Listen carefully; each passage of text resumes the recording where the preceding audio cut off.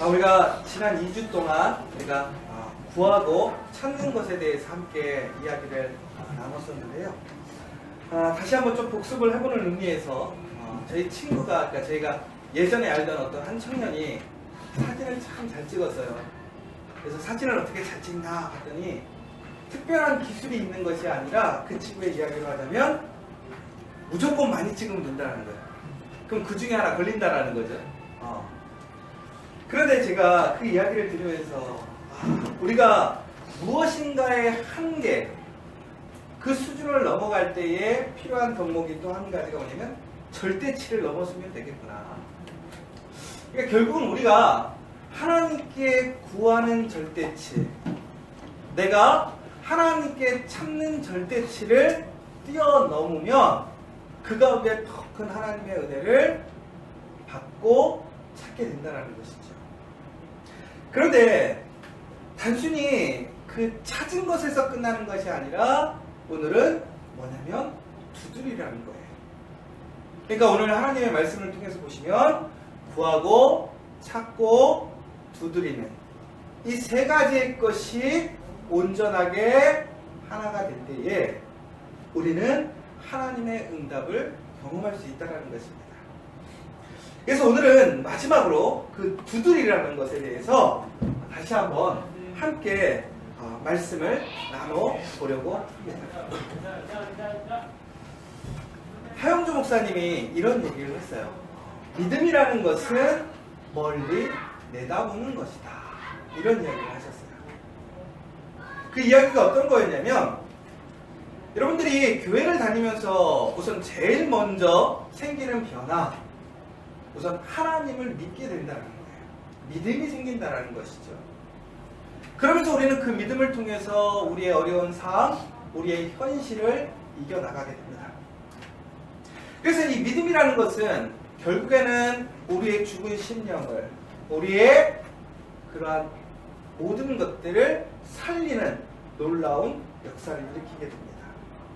그래서 우리가 그 은혜를 받고 그 믿음으로 살아가게 되는데 중요한 것은 그 믿음이라는 것이, 그 믿음을 통해서 얻는 하나님의 은혜라는 것이 아이러니하게 바로 내가 구할 때에 얻지 못할 수도 있다는 거예요.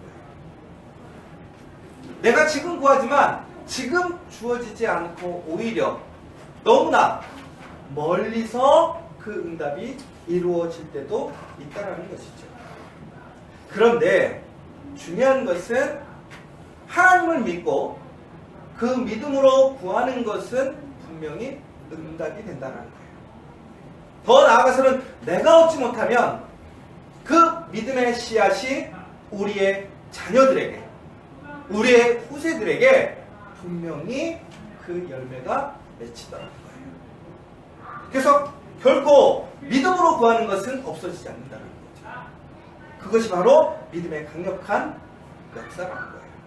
그러므로 믿음이 있는 사람은 멀리 내다본다는 거예요. 단순히 지금, 현재가 아니라 그 현재를 뛰어넘는 그 미래까지도 내다보고 그 믿음의 확신을 가지고 구하는 것이 바로 믿음의 구한다 라고 얘기를 했습니다. 그래서 이 그리스도인들, 특별히 예수를 믿는 사람들을 보자면 그 멀리 내다보는 믿음이 있는 거예요. 우리가 흔히 얘기하기를 사막에 나무를 심으면 어떻게 됩니까? 죽죠. 근데 지금 몽골이나 많은 사막에 요즘 하는 운동이 뭐예요? 나무를 심어요. 바보 같은 일 아니에요? 사막에다 나무를 심으면 죽어요. 그런데 나무를 심어요. 왜? 추후에는 그 나무들이 자리를 잡고 그 사막을 변화시킨다라는 믿음이 있기 때문에 그래서 심는 거잖아요. 여러분들 왜 자녀에게 교육하십니까? 자녀를 좋은 학교에 보내시려고 하고 자녀에게 좋은 기회를 주시려고 하죠? 그 좋은 기회, 많은 교육을 받으면 어떻게 된다고 생각하는 거예요? 추후에 잘 될 거라고 생각하는 거잖아요. 당장 이루어지는 사건이 아니에요. 긴 안목을 가지고 오랫동안 투자하고 관리해야 얻어지는 거예요. 하물며 믿음의 일도 마찬가지라는 거죠. 하나님의 약속을 믿고 멀리 내다보는 거예요. 일비하는 게 아니에요. 지금 내 눈앞에서 이루어지지 않는다고 실망하거나 포기하는 것이 아니라 하나님을 분명히 믿고 확신하면서 멀리 내다볼 수 있는 것. 이것이 믿음이라는 거죠. 고로 우리는 그 믿음이 있기 때문에 오늘 구하고 찾고 두드리는 것입니다. 사랑하는 여러분, 하나님을 믿으십시오. 그리고 구하시고 찾고 두드리십시오. 그러면 하나님께서 주시고 찾게 하시고 열리게 하실 거라는 거예요. 지금이 아니더라도 하나님의 가장 좋은 때에, 더 나아가서는 우리의 자녀들에게 하나님의 그 복이 임한다는 것을 여러분들 잊지 마시라는 거예요. 그러므로 우리가 오늘 어떻게 살아가야 할 것이냐, 그 믿음이 있는 사람들은 오늘을 어떻게 살아가야 될 것이냐, 힘들다, 어렵다, 피곤하다라는 말을 하지 말라는 거예요. 여러분들 지금 여러분의 입술을 한번 잘 살펴보세요. 이 한 주간에 여러분의 입술에서 가장 많이 나왔던, 나도 모르게 나오는 이야기들이 무엇입니까? 한숨이었는지 아니면 짜증이었는지, 정말 여러분의 그 입술을 잘 살펴보세요. 근데 여러분, 성경에 보면 그 말에 대해서 얼마나 많은 이야기를 하는지 몰라요. 근데 특별히 여러분, 우리가 민수기, 우리 큐티하는 내용이죠. 6월 12일 날 큐티였어요. 그 민수기의 14장 28절에 이런 내용이 있었어요. 그들에게 이르기를 여호와의 말씀에 내 삶을 두고 맹세하노라.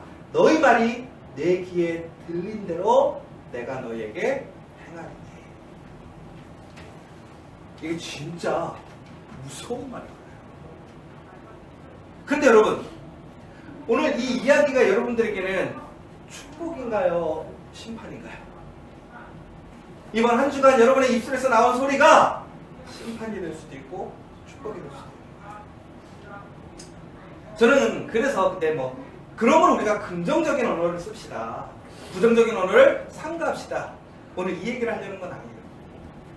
우리가 이처럼 우리의 입술이 하는 이야기가 씨앗이 된다는 거예요. 하나님이 들으신다는 거예요. 여러분, 믿음이 있다면 지금 힘들어도 우리는 하나님을 믿기 때문에 불평보다는 소망을 가질 수 있어요. 힘들지만 그것이 없어지는 것이 아니라 투자라는 거예요. 씨앗을 심는 거예요. 얼마나 기뻐요. 제가 오늘 아침에 차를 타고 딱 오는데 갑자기 이런 생각이 들어요. 차가 막 병목 현상이 일어나서 막히는 구간이 있어요, 저희 집에 올 때. 그런데 그 병목 현상 때문에 차가 항상 막히면 짜증이 나, 갑자기. 왜? 차가 막 잘 달리다가 갑자기 차가 안 가고, 거기다가 오늘은 왜 이렇게 차들이 천천히 가시는 분들이 많은지 모르겠어요. 막 앞에 공간을 너무 많이 벌려놓고, 더 중요한 거는 두 차가 딱 나란히 가. 어떻게 할 수가 없는 거예요. 제낄 수도 없고, 그렇다고 막 빵빵거릴 수도 없고 답답하죠. 근데 갑자기 이런 생각이 든 거예요. 갑자기 제가, 만약에 이 차들이 지금 다 우리 교회에 들어오는 차 입구에 차들이면 내가 짜증이 날까? 갑자기 그 생각이 난 거야.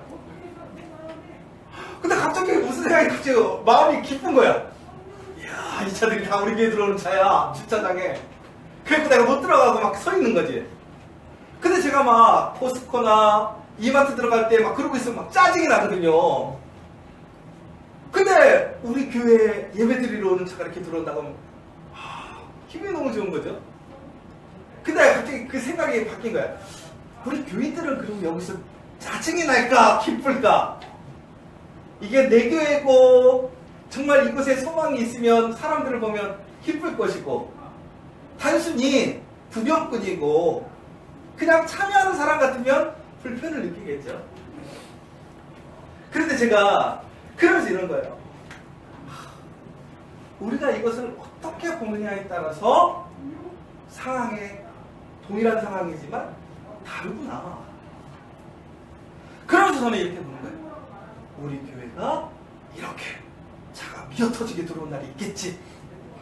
이 믿음을 갖고 오니까 마음이 한결 편해지는 거야. 여유가 생기는 거야. 그래, 다 우리 교인들이야. 이 마음으로 오니까. 근데 여러분, 이거예요. 우리가 정말 하나님의 약속을 믿는다면, 하나님의 능력을 믿는다면, 지금 우리의 문제, 어려움 때문에 힘들 수는 있어요. 정말 어렵고 내가 너무나 지칠 수도 있어.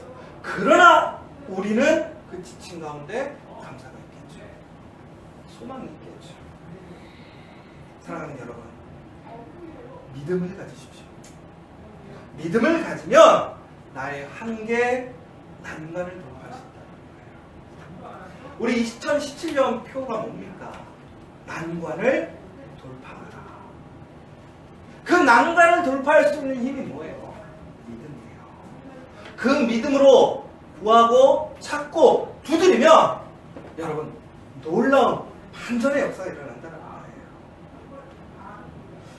여러분 돈이 없으면 가장 우울해져요. 가장 날카로워져요. 그래서 그 사람의 컨디션을 결국은 그 사람의 재정 상태랑 비교해보면 가장 맞대요. 이 사람이 좀 까칠하고 이 사람이 좀 많이 힘들어한다. 그럼 결국은 돈이 없는 거야.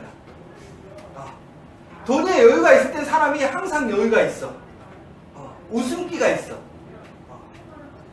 그런데 여러분, 비록 내가 돈이 없을지라도 정말 하나님의 약속을 믿는다면 오늘 살아가는 그 순간이, 오늘이 비록 힘들고 어렵지만 웃을 수 있을 거예요.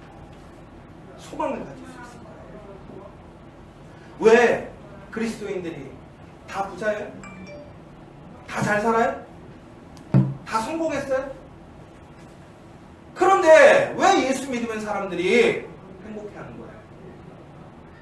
왜 예수 믿으면 마음이 평안해지는 거예요? 바로 그 믿음이 있기 때문에 그래요. 그 믿음의 확실한 결과를 믿기 때문에 그런다는 거예요. 여러분, 그 사실을 기억하시면 좋겠어요. 여러분, 한번 생각해보자 이거예요. 우리는 많은 어려움과 문제들 속에 처했을 때 그것을 어떻게 보는가. 근데 제가 그냥 이런 3D 입체로 한번 생각을 해봤어요. 무슨 얘기냐면, 안민호라는 사람이 이 자리에 딱 서 있는데 제가 지금 보는 시선이 이렇게 있잖아요. 근데 이 시선 가운데서 나를 내가 뒤에서 한번 본다고 생각해보세요. 내가 지금 처해 있는 상황, 내가 지금 경험하고 있는 여러 가지 문제들, 어려움들, 그것들을 내가 보고 있는 것을 내가 뒤에서 내 모습을 보고 있다. 한번 생각해 보세요. 자, 여러분 그러면 내 모습이 어떻게 보이세요? 희망적이에요? 절망적이에요? 야, 대략 난감이에요? 나를 내가 뒤에서 바라봤을 때에 이런 얘기가 나올 정도인데, 하물며 그 자리에 서 있는 나는 어떤 마음이 들겠어요? 그런데 여러분, 우리와 이처럼 비슷한 상황을 겪는 사람들이 성경에 많이 이야기되어지고 있어요. 특별히 우리 모세를 한번 생각해 볼까요?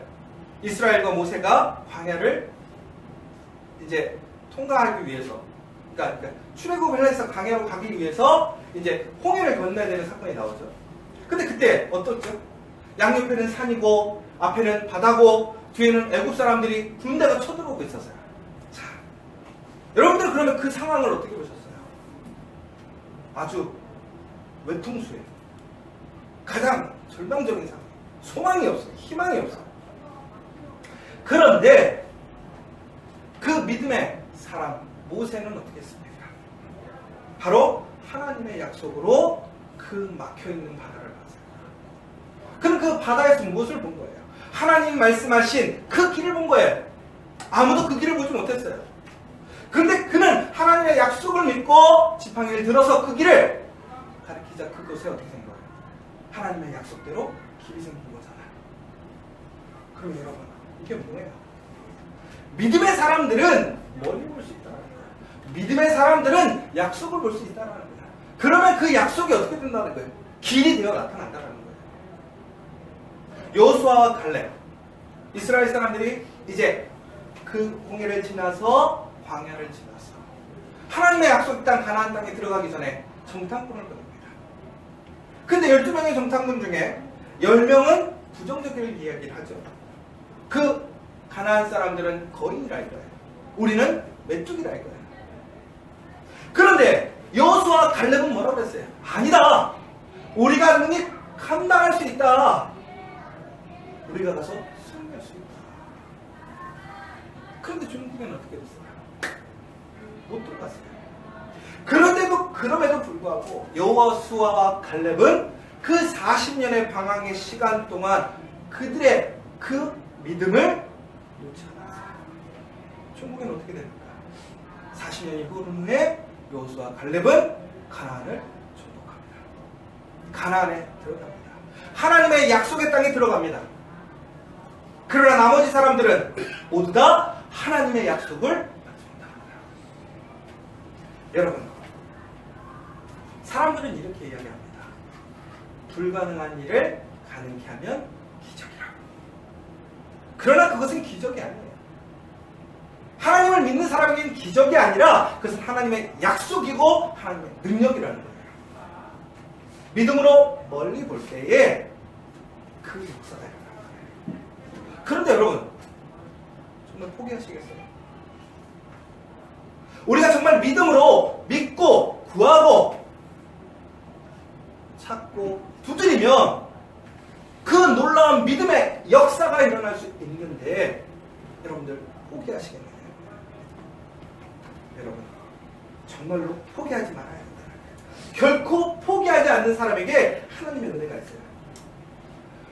오늘 말씀은 과부의 이야기예요. 누가복음 18장 1절에서 8절까지 나오는, 여러분들이 잘 아시는 이야기예요. 성경에서 잘 나오는.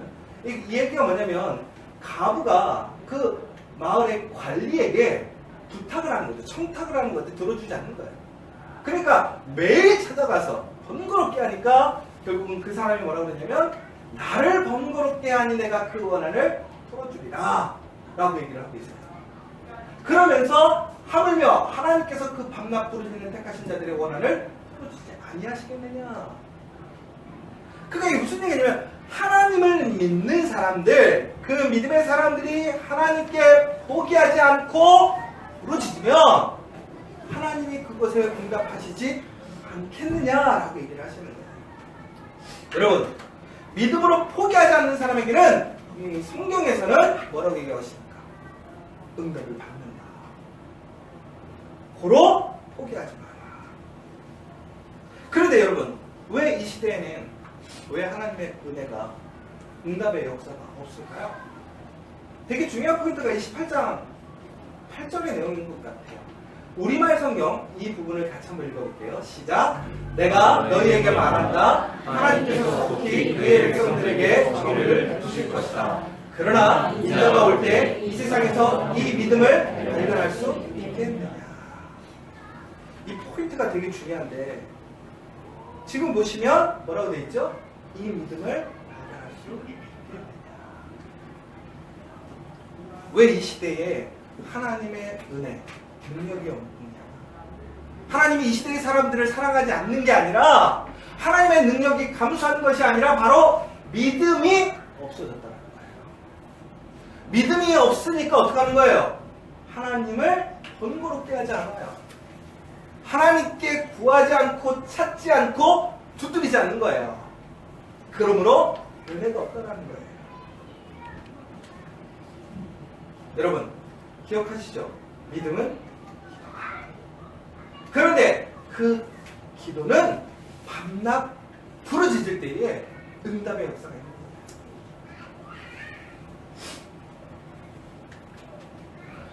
또 성경에 보면 우리가 이렇게 끈질기게 기도하는 사람들, 하나님 앞에서 예수님께 구하는 사람들의 이야기들이 많이 나옵니다. 특별히 마태복음 15장 21절에서 26절의 내용을 보면 이제 가나안 여자의 이야기가 나옵니다. 그런데 그 가나안 여자가 뭐냐고 되어 있냐면 내 딸이 흉악하게 귀신 들렸습니다. 그러니까 내 딸을 도와주세요 라고 얘기를 하는 거예요. 여기서 되게 중요한 포인트는 이걸 생각하셔야 돼요. 가나안 여자가 그 딸이 귀신 들려가지고 예수님께 찾아온 거예요. 예수님께 도와달라고 간청한 거로 보죠. 근데 예수님께서 대답하여 이르시되 뭐라고 됐죠? 나는 이스라엘 집에 잃어버린 양 외에는 다른 데로 보내심을 받지 아니하였노라. 이게 무슨 얘기냐면 예수님이 나는 이스라엘 사람들 구원하러 왔어. 그러니까 내가 너를 도와줄 수 없어. 이 얘기를 하는 거예요. 그런데 예수님께 쉬운 얘기하면 거절받은 거예요. 그런데 이 여자가 뭐라고 그러죠? 주여 저를 도우소서. 되게 재밌는 게 아주 심각한 말이래요. 대답하여 이르시되 자녀의 떡을 취하여 개들에게 던짐이 마땅하지 아니하니라. 그러니까 예수님께 도움을 청하러 왔는데 예수님께서 이 여인에게 뭐라고 하면 너 개 같은 사람이야. 내가 개 같은 사람을 도와줘야겠어? 여러분 입장 바꿔서 누군가에게 여러분이 도움을 청했어요. 근데 이런 개 같은 너 이렇게 하면서 그 사람이 여러분에게 이런 모욕을 줬다고 생각해 보세요. 그럼 여러분들 어떻게 하시겠어요? 그래도 그 사람 붙들고 나를 도와줄 수 있겠어요? 아니면 에라이 나쁜 놈아 네가 얼마나 잘 살아보자 이러고 오시겠어요? 아마 대부분의 우리들은 어떻게 하죠? 아휴 오케이. 근데 여기서 여러분 한 가지 생각해 보세요. 그런데 오직 답이 그 사람에게만 달려있어. 내 아들을 내 딸을 살려야 되는데 그 사람에게 달려있어. 내 사업체가 오늘 죽느냐 사느냐 하는 문제가 달려있는데 그 사람에게 달려있어. 그럼 여러분들 어떻게 하시겠어요? 우리 여기 책 서재에 보면 400억을 유산으로 받은 사람이 있는데 마이너스 400억을 유산으로 받은 거예요. 아버지가 회사가 망해가지고 부채를 400억을 받은 거죠. 근데 거기서 그런 얘기가 나와요. 자기가 은행을 찾아갔는데 은행에 그 지점장과 직원들이 자기를 너무나 이렇게 개취급하더라는 거죠. 자기도 옛날에 잘 나가고 대기업에 아주 유명한 간부였고 그랬는데 자기를 그런 개취급하니까 너무나 화가 났는데 결국은 그 사람 앞에 가서 무릎 꿇었다는 거예요. 정말 못 가서 무릎을 꿇었대요. 왜? 그 은행에서 대출 연장 안 해주면 그날 회사가 쪼개지니까 무릎 꿇으라는 거예요. 여러분 우리가 살아가면서도 마찬가지예요. 뭔가 해결을 얻기 위해 그곳에서 답이 있다고 하면 우리의 자존심, 우리의 모든 것 포기하고 매달려요. 그런데 오늘 어떤 거예요? 우리를 구원해 주시기 오신 예수님께 가난한 여자가 무릎 꿇고 예수님께 구하는 거예요. 그런데 예수님이 어떻게 하신 거예요? 거절하신 거예요. 그런데 중요한 포인트는 그 거절에서 여자가 어떻게 했다는 거예요? 포기하지 않았다는 거예요. 왜? 그 자녀를 살릴 것은 오직 예수님밖에 없다는 믿음이 있었어요. 그러니까 물러설 수 없는 거예요. 포기할 수 없는 거예요. 그래서 뭐라고 그랬냐면 여자가 이르되 주여 올소이다마는 개들도 대중의 내상에 떨어진 부스러기를 못 하네. 내가 되라는 거예요. 그러니까 부스러기를 달라고 하는 거예요. 그러자 예수님이 뭐라고 하셨어요? 대답하여 이르시되 여자여 내 믿음이 크고 내 소원대로 되리라. 그리고 그 딸이 나았다. 여러분 이 이야기가 매우 우리에게 생각할 거리를 줘요. 왜 예수님은 이 가나안 여인에게 이렇게 심하게 대하셨습니까? 근데 여러분 이 본문의 내용을 잘 생각해 보시면 예수님이 이 땅에 오신 목적이 뭐예요? 예수님께서 누구를 위해 이 땅에 오셨다고 하셨죠? 본인은 권세장이나 돈 많은 사람들이 아니라 뭐죠? 가부와 가난한 사람, 병들고 아프고 죄인들을 위해 이 땅에 오셨다고 했어요. 그럼 이 가난한 여자가 구했을 때에 도와주는 게 맞잖아요. 친절하게 도와주면 되잖아요. 그쵸?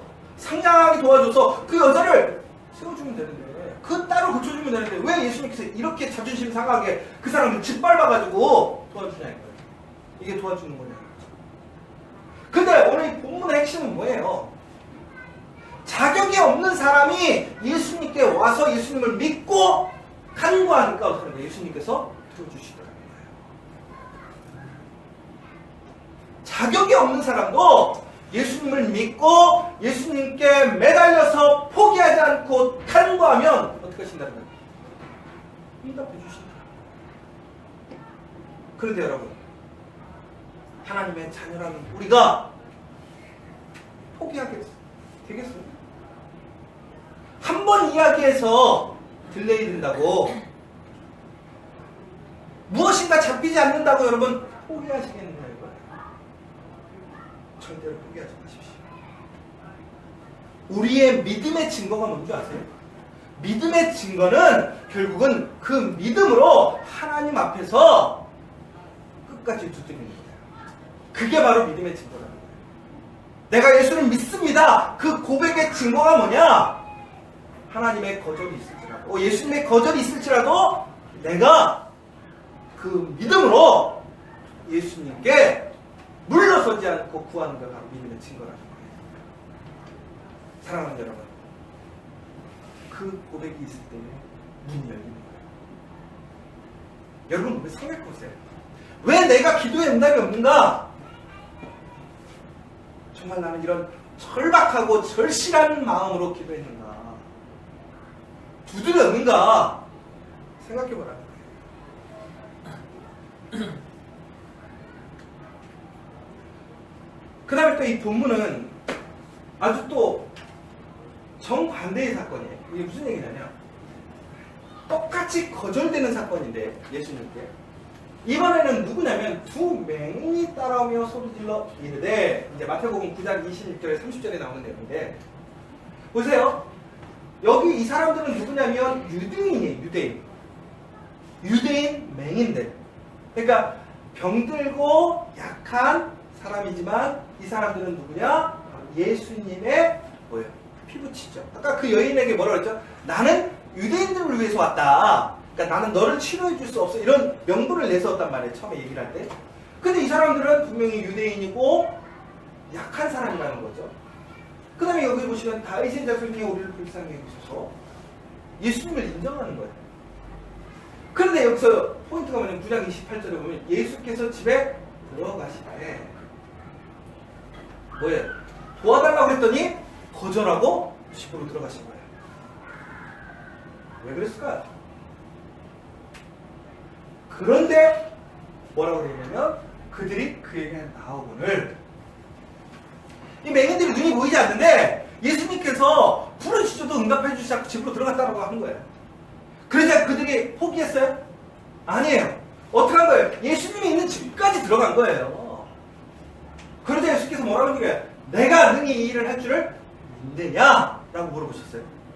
그러니까 그들이 뭐라고 했죠? 주여 그러하오이다. 그러자 예수님께서는 그들의 눈을 만지시면서 너희 믿음대로 해라 이렇게 됐어요. 자, 포인트가 이거예요. 똑같이 거절의 사건들이 일어났어요. 유대인들이. 그런데 아까 그 사건과 이 사건에서 가장 중요한 핵심은 뭐냐면 그들이 어디 나라 사람이냐가 중요한 것이 아니라 너희가 내가 이 일을 할 줄을 믿느냐, 믿음의 문제였다는 거예요. 더 나아가서는 그 믿음 안에서 포기하느냐 포기하지 않느냐. 여러분, 하나님은 하나님의 자녀를 사랑하세요. 그 자녀들에게 하신 약속을 지키십니다.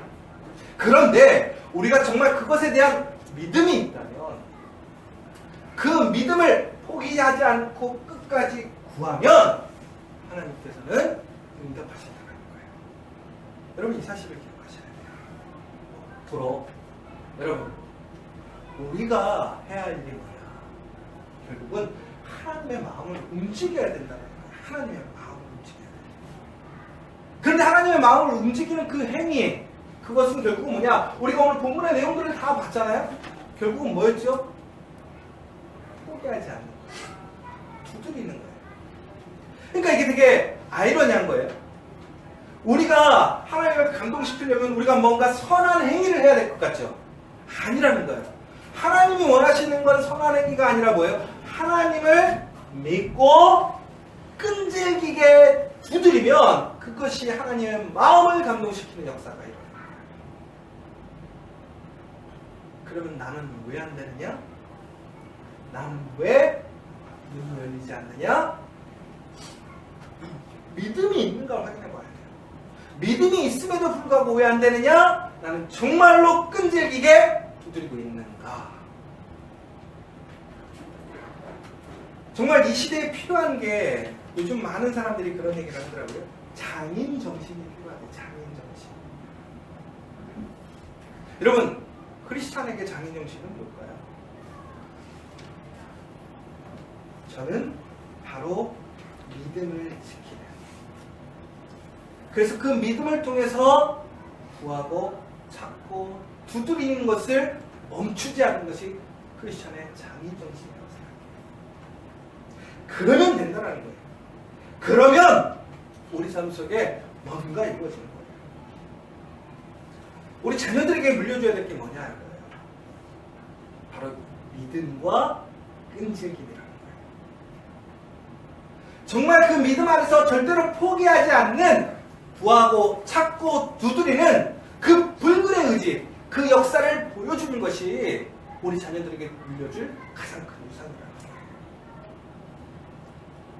제가 항상 자주 얘기하는 게 우리 청년들 나중에 배우자를 선택할 때 얼굴을 보거나 재산을 보지 마세요.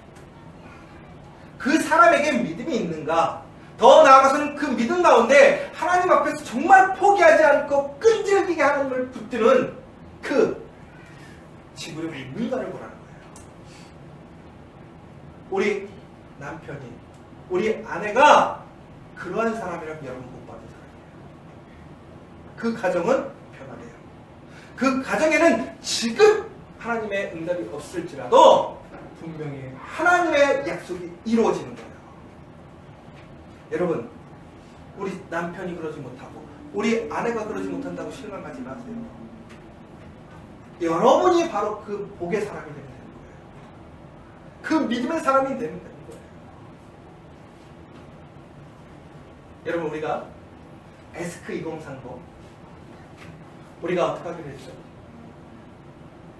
하루에 1시간 기도하자고 했어요. 여러분, 그 절박함이 있으면, 그 마음에 확신이 있으면 1시간 아니 2시간 기도할 수 있을 거예요. 여러분, 만약에 여러분의 자식들이 매일 하루에 1시간씩만 기도해서 서울대 갈 수 있다! 기도해야 안 해. 안 하면 욕먹어요. 사회 지탄이 되죠. 아들을 위해서 1시간도 기도 못하냐고. 서울대를 갈 수 있는데. 그런데 여러분, 서울대가 아니라 그의 인생이 바뀌고 그의 운명이 바뀌는 그 역사가 일어날 수 있는데 왜 1시간을 기도를 못하냐고요. 쉬운 예로 이 건물 우리가 2년만 하루에 1시간씩 기도하라 그러면 주겠다. 30억이라고 치자고요. 30억짜리를 우리가 2년만 하루에 1시간씩 기도하면 주겠다. 근데 제가 하루 빼먹었어. 그럼 여러분들이 저한테 뭐라고 그랬어요? 참 불의한 목사님이다. 그런데 하나님의 능력이 30억밖에 안 돼요? 30억에도 그렇게 목숨 걸고 기도할 수 있는데, 서울대 가는 거에 대해서도 목숨 걸고 기도할 수 있는데, 왜 우리는 더 크고 더 놀라운 하나님의 역사를 경험할 수 있음에도 불구하고 왜 1시간 기도 못하느냐 이거야. 믿음이 없는 거야. 절실함이 없는 거야. 그러니까 구하고 찾고 두드리라는 반복에 대한 이야기가 뭐예요? 이게 답이라는 거예요. 사랑하는 여러분, 사람들은 성공에 대해서 많은 걸 얘기해요. 제가 우연히 그 JTBC의 비정상회담이라는 그런 프로가 있는데, 제가 이제 그런 걸 보진 않는데 이제 페이스북에 이제 순간 이렇게 누가 클립을 잘라놔서 올려놓은 걸 보게 됐는데, 근데 그때 알랭드 보통이 어떻게 JTBC에 이렇게 바로 연결해가지고 요즘 세상이 좋아 화상 채팅으로 바로 이렇게 어떻게 연락해갖고 왔나봐요. 근데 이제 그러면서 그 알랭드 보통과 함께 그 비정상회담에 참가했던 우리 외국 되게 우리나라에 와서 이제 공부하고 뭐 직업을 갖고 있는 매우 유능한 사람들인 거죠. 그 사람들이 모여서 이렇게 뭐 우리나라의 어떤 시사 상식들, 문화적인 것들 이렇게 얘기를 하는 프로그램인 것 같던데, 거기서 이제 그 행복과 성공에 대해서 얘기를 하고 있었던 것 같아요. 근데 결국은 이런 얘기를 했어요. 알랭드 보통이 요즘에 그 성공이라는 의미가 많이 왜곡됐다. 우리는 흔히 행복을 성공이라고 생각하는데, 이 성공은 행복이 아니고 더 나아가서 이 성공을 일컬을 때 우리가 흔히 오류하는 게 뭐냐면, 성공하면 돈 많이 버는 거 혹은 뭔가 권력을 잡는 거, 이게 성공이라고 생각한다는 거죠. 근데 그게 아니라 알랭드 보통의 얘기는 이거였어요. 저기 뒤에 뭐 인생학교 책 나오죠. 거기도 있는데, 그냥 성공이라는 것은 그냥 뭔가를 잘하면 성공한 거예요. 그러니까 쉬운 예로 이렇게 얘기하면 되게 웃긴 거예요. 우리 손정희 성도님 성공했어요, 안 했어요? 네? 성공했어요. 왜? 와플을 잘 굽거든요. 성공한 거예요. 건우 형 성공했어, 안 했어? 안 했어요. 왜? 청소도 잘하고 커피숍도 잘하고 성공한 거예요. 그러니까 제 얘기가 아니라 알랭도 보통이 알랭도 그렇게 그렇다는 거예요. 그러면 여러분 보자 이거예요. 그러면서 모든 영역에서 다 성공하는 사람 없다 이거죠. 그냥 먼 산을 바라볼 수 있는 것만으로도 성공이고 자기가 뭔가에 대해서 한 가지 할 수 있는 그게 성공이라는 거예요. 그냥 그러면서 그런 얘기를 하는 거예요. 근데 제가 딱 그 생각이 드는 거예요. 그러면서 그리스도인의 성공은 과연 뭘까? 그리스도인으로서의 성공. 돈 많이 버는 게 그리스도인으로서의 성공이에요. 뭔가 정계에 진출해서 뭔가 대단한 자리에 오르는 게 그리스도인의 성공이에요? 아니에요. 성경에서는 그리스도의 성공을 뭐라고 얘기하죠? 예수 믿은 게 성공이에요. 여러분 옆에 한번 보세요. 옆에 한번 보세요. 다 성공한 사람이에요. 뭐 때문에? 예수 믿어서. 근데 느낌이 안 오죠? 야, 예수 믿어서 성공한 게 이게 맞아? 여러분, 그런데 그 성공의 그 열매가 무엇인지 이제부터 시작되는 거예요. 예수 믿고 성공하는 사람의 삶의 역사가 이제부터 시작되는 거예요. 그걸 누리라는 거예요. 그러려면 어떻게 해야 돼요? 하나님께 구하고 찾고 두드리자는 거예요. 그 은혜를 경험하는 여러분들이 되었으면 좋겠어요. 고로 이제 기도합시다. 정말 구하고 찾고 두드립시다. 시간의 문제가 아니에요. 우리 믿음의 문제인 거예요. 우리의 절박함의 문제라는 거예요. 확신의 문제라는 거예요. 정말 우리 1시간씩 기도해서 하나님께 그 1시간 속에서 찾고 구하고 두드림으로 그 믿음의 놀라운 열매를 여러분과 우리 커피아 교회가 경험하기를 간절히 소망합니다. 마지막으로 하나님을 감동시킬 수 있는 또 한 가지가 있어요. 그게 뭐냐? 하나님이 기뻐하시는 일을 하면 돼요. 하나님이 기뻐하시는 일이 뭐예요? 하나님이 가장 기뻐하시는 일. 살리는 일이에요. 하나님은 살리는 일을 제일 좋아하세요.